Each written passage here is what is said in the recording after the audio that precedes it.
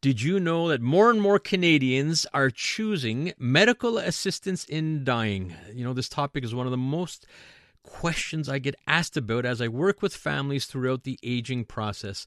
Well, let's bring in an expert to learn more. Dr. Green is the founding president of the Canadian Association of MAiD Assessors and Providers and was co-lead of the Canadian MAiD Curriculum Project. She is medical advisor to the BC Ministry of Health, MAiD Oversight Committee, clinical faculty at the University of British Columbia and the University of Victoria, and is the author of the best-selling book, This is Assisted Dying, a memoir of her first year providing MAiD in Canada. Dr. Green, welcome to Life Unrehearsed.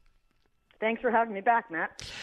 Thank you so much. It is a topic I get asked about constantly. I think this is going to be certainly generational and getting more and more popular. In fact, can you provide us with an idea of how many Canadians are choosing medical assistance in dying on an annual basis? Yeah, well, the number of people choosing and receiving medical assistance in dying every year is definitely increasing. In 2024, there were almost 6,000 cases in Quebec alone. There were over 16,000 in all of Canada. It's also important to say, though, that the rate of rise, how fast that rise is happening, has actually been decreasing pretty sharply for the past few years. So we might be looking at a plateau soon. Interesting. You always hear that rise is continuing on a per capita basis. So interesting to hear how it's plateauing. You mentioned some staggering numbers for Quebec. They have been by far the largest province in terms of MAiD. And we're going to get into a little bit of that, Dr. Green, specifically for Quebec. But how does one go about getting medical assistance in dying? Well, essentially, if you want an assisted death, you need to ask for it. And only you can ask for it yourself, right? So no one can trigger the request for you. No one can consent on your behalf. Not even your substitute decision maker or your power of attorney. Only you can make that request. What's important is that the request has to be in writing. It needs to be signed. It needs to be dated. It needs to be witnessed. And in Quebec, of course, you need to give it to what's known as the CIS, right? The Integrated Health and Social Services Centers, the CIS in your region. It has to go there. Right. So just expand a little bit on that. Sometimes I hear that you have to do it yourself, but do you have to get approval through a doctor to also send it into the healthcare system, or can you simply just reach out to them? You can reach out to them once you get the request in, that will trigger the involvement of the healthcare provider. Okay. Now, what conditions need to be in place to qualify for medical assistance in dying? Well, there's actually a lot that goes into it, but in order to be as concise as possible for you, I think I would say that there are essentially 5 things that need to be true in order for you to be found eligible for an assisted death. So you have to be an adult, right, 18 years of age or more. You have to be eligible for government-funded health care. So in Quebec, that would mean you've got a RAMQ card, right? You've got a Quebec health insurance. Now, you have to make sure that your request is it's voluntary. There can be no sign of influence or coercion in your request. And you have to be capable of making the request, which to doctors means that you understand what you're asking for, that you understand what your options are, and that you really appreciate the consequences of your decision. So then you can give what we call informed consent.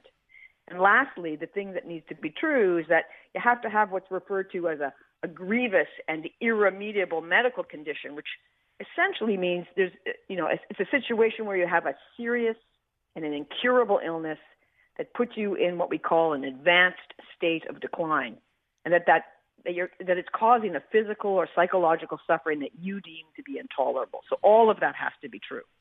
Listening to Life Unrehearsed, Matt Del Vecchio here, and I'm discussing medical assistance in dying with Dr. Stefanie Green, the author of This is Assisted Dying. Now, Dr. Green, you've participated in quite a few actual events of medical assistance in dying. Could you provide our listeners what's involved in the actual day of the event, if you will? You know, Matt, I'd say that each death, each procedure that I've seen is quite unique, just like each person and what's important to them is unique. But in terms of the things that are similar, like more often than not, on the day of the procedure itself, the doctor or nurse practitioner is going to arrive at the agreed upon time. I personally always hold a private conversation with the patient before anything else happens to make sure this is still truly what they want, make sure that, they're able to still give that consent. Then the IV is usually started, usually by a specialty nurse. Some education goes on with the family or the loved ones to make sure they know what's going to happen and all their questions are answered. At some point, we're going to gather around the patient wherever it is that they want to be, and we're going to try to accommodate any sort of ritual or ceremony that the patient wants. And I've seen everything from a very quiet, kind of simple procedure to a very elaborate, almost festive atmosphere, and anything in between. It really varies quite a bit. Usually there's time for last words if they haven't been spoken. And then it's important that the patient gives consent again, right before the medication is administered. So we always seek that out. And then, of course, there's a series of medications that are provided. There's usually 4. The patient drifts off almost within the first 30 seconds to a minute into a light, comfortable sleep. They're going to go down into a deeper and deeper unconscious state, and eventually their heart's going to stop. So after that, we give the family some time alone to begin grieving. And then almost always there's a period of debriefing where we can talk to the witnesses about what's happened and how they're feeling and make sure they have the resources they need to take the next few steps. Dr. Green, I've talked to several people who've had MAiD, and it's interesting, I'm sure it is just a roller coaster of emotions. And I found it at the beginning a little odd that there was almost, you mentioned festive in some cases, but a sense of relief. It wasn't necessarily all sad and doom and gloom. Is that what you're seeing firsthand? Yeah, there's this interesting paradox. It's always sad when somebody's life is coming to an end. There's no way around that.